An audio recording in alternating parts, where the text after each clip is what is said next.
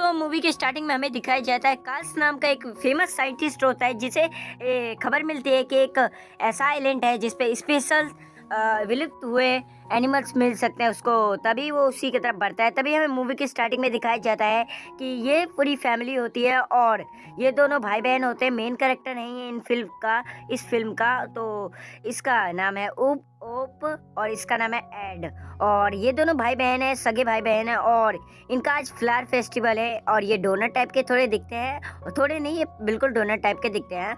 और ये लोगों को ये दोनों भाई बहन एक फ्लावर लेके आते हैं अपने बॉस के पास, बट उनका बॉस मना कर देता है क्योंकि उनका फ्लावर अच्छा नहीं था। तभी ये दोनों उसका भाई कहता है कि आज मेरे को वो फ्लावर से बना हुआ पुतले को रखवाली करनी है। तभी उसकी बहन कहती है मैं भी कर सकती हूँ भैया।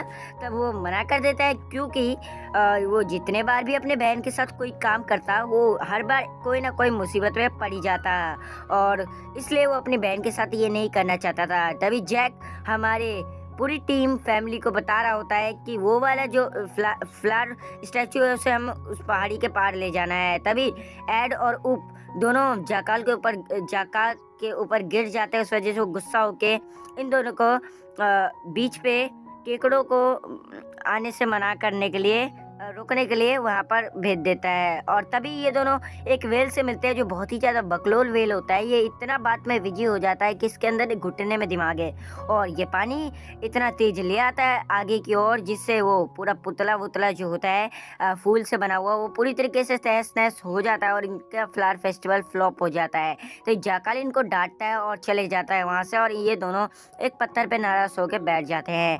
तभी ये लोग बहुत ही ऊंची पहाड़ी पे चढ़ जाते हैं जहाँ बहुत ही ज़्यादा फूल थे। और तभी ये लोग एक फूल ऐड सूंघता है तो उसे काफ़ी अच्छी खुशबू आती है और उसकी जो बहन होती है वो उस फूल को नीचे गिरा देती है जिस वजह से उसको एक और अच्छा बेहतरीन फूल दिख जाता है।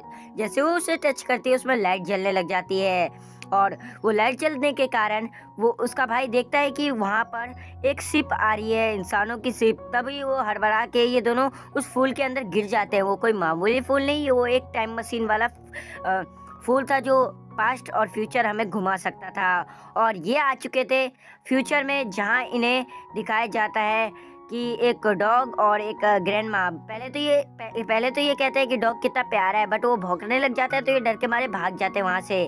तभी ये एक बिल्डिंग देखते हैं जो काफ़ी ज़्यादा ऊंची थी, यहाँ इंसान थे। तभी ये चलते जाते हैं और ये पूरा एंजॉय करते। तभी एक लड़की इनको पकड़ के ले जा रही होती है।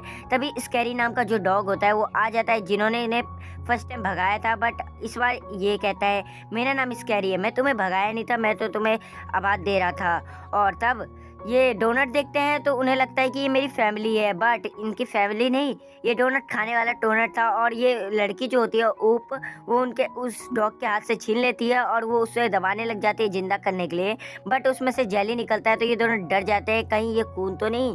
और फिर ये डॉग बताता है अरे नहीं, ये खाने वाली एक हमारी डोनट डिश है जिसे हम कहते हैं। और तभी वो डॉग म्यूजियम ले जाता है जहाँ पर हर एक विलुप्त हुए।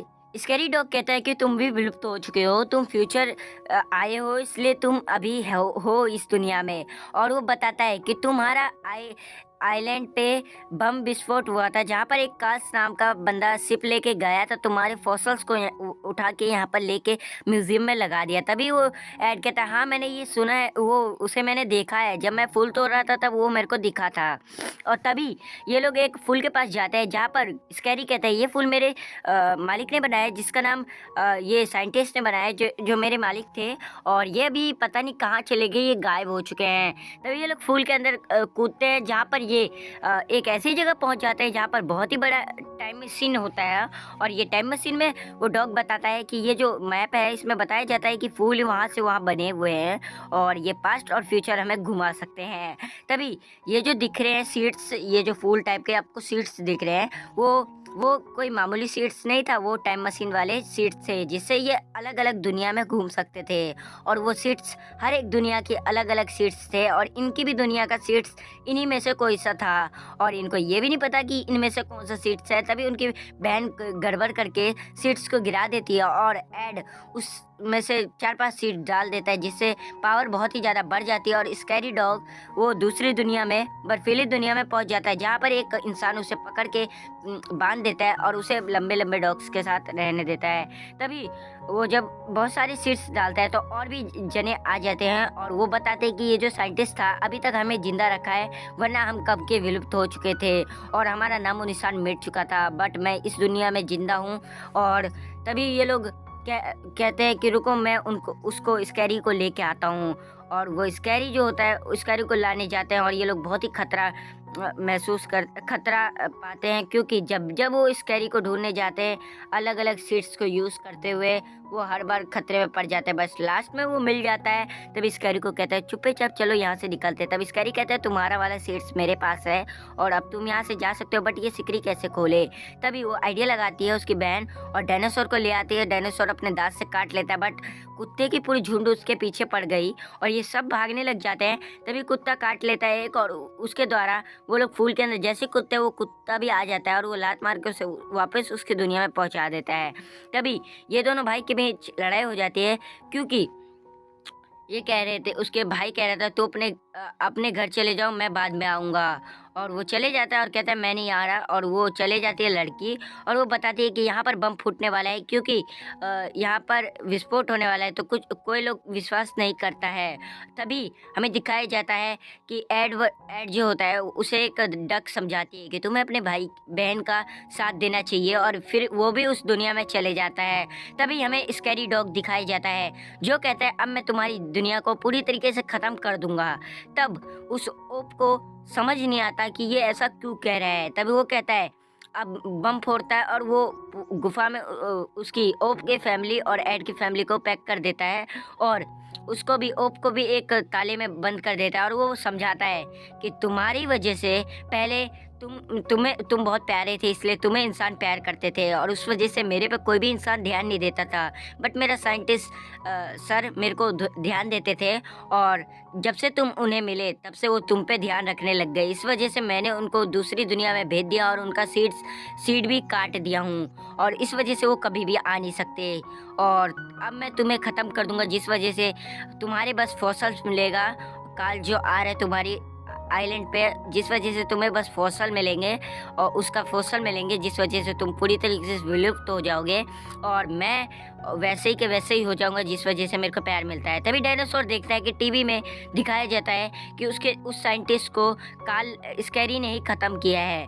तभी वो लोग चौंक जाते हैं और वो लोग भी। तभी एड कहते हैं तुम्हें इस ताले में किसने बंद किया है। तभी ताला खुल जाता है और वो कहती है उसकी बहन कि जो वो है उसने स्कैरी वो कोई दूसरा प्लान बना रहा है और वो हमें मारना चाहता है। तभी वो पत्थर हटा रहा होता है। तभी स्कैरी कहता है फ्यूचर में जाके देखता है इनका कैलकुलेटर में अभी भी इनका नाम था, मतलब कि ये अभी तक विलुप्त नहीं हुए थे। और वो एक मॉन्स्टर ले आता है जो इनको मारने के लिए, बट वो मॉन्स्टर के बाद वो जीप आ जाती है, उनके दोस्त की जीप, जिस आइसक्रीम वैन, जिससे वो ठोक देता है मॉन्स्टर को और फिर भी कुछ नहीं होता। मॉन्स्टर उठ के वैन को फेंकता है तो वो उसे थोड़ा कम दिखता था, इसलिए वो गलत जगह फेंक रहा था और वो धीरे धीरे सारे पत्थर फेंकने लग जाता है, बट उसे बहुत ही कम दिख रहा था, इसलिए सब चिल्लाने लग जाते हैं उसको।